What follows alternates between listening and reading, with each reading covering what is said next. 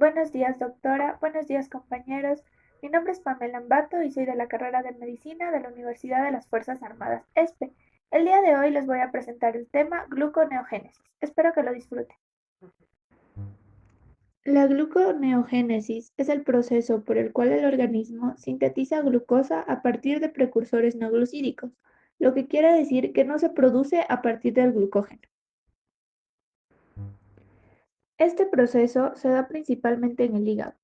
Sin embargo, existe un 10% que se da en el riñón. Entonces, cuando estamos en estado de hipoglucemia, lo que quiere decir que la concentración de glucosa en sangre es muy baja, lo cual se puede dar por un periodo de ayuno muy largo.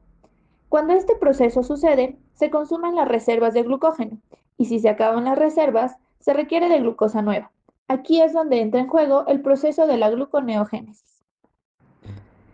Este proceso está activado por el glucagón, pero es muy importante saber que lo inhibe la insulina.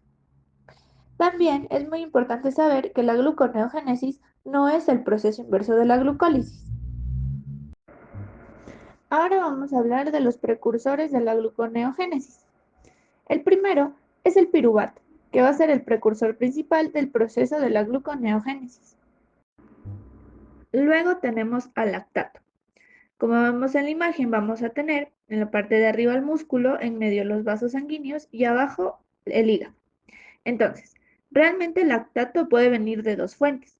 La primera, desde los eritrocitos cuando producen glucólisis anaerobia, o también puede venir desde el músculo, que es como vemos en la imagen. Entonces, el músculo durante el ejercicio físico necesita mucha energía. Sin embargo, esa energía no se va a transformar de ninguna manera en el músculo, porque como vimos, la gluconeogénesis se produce principalmente en el hígado.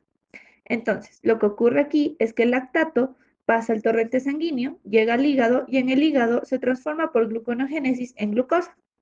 Esta glucosa la libera el hígado al torrente sanguíneo y vuelve otra vez al músculo, donde se va a producir la fermentación láctica.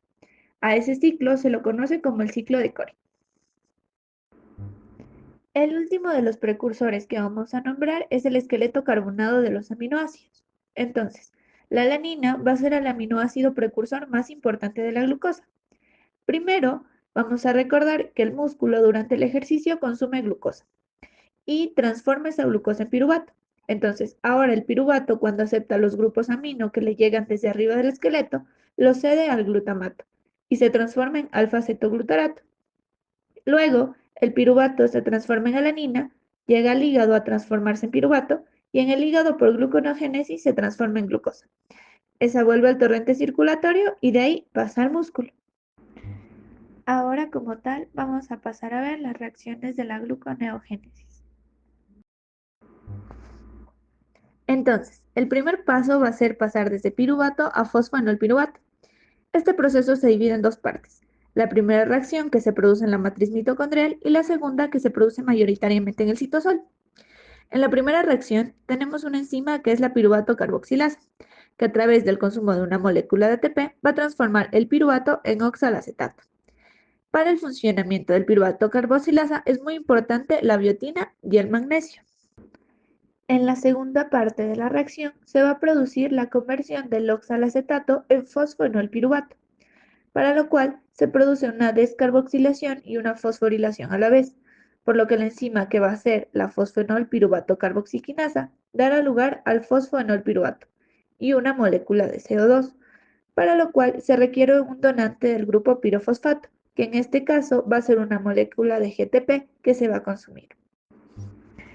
En la segunda reacción como tal de la gluconeogénesis, se produce la conversión del fosfanolpiruvato en 2-fosfoglicerato, catalizado por una enolasa.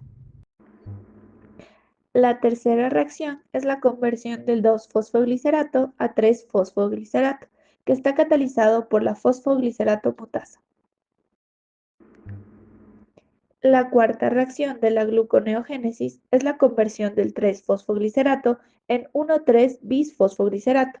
Aquí necesitamos un donador de grupo fosfato, que va a ser una molécula de ATP que se consume y está catalizada por la fosfoglicerato quinasa.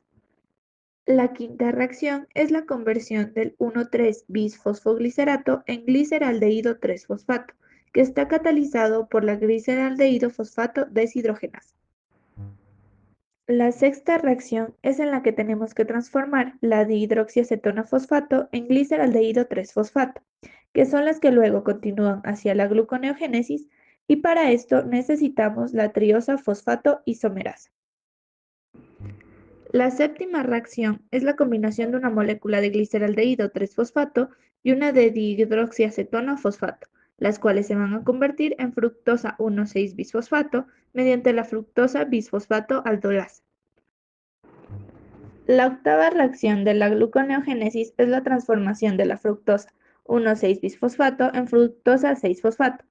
La enzima involucrada va a ser la fructosa 1,6-bisfosfatasa, que va a producir una desfosforilación. Aquí se cede una molécula de agua y se forma H2PO4, que es el ácido fosfórico.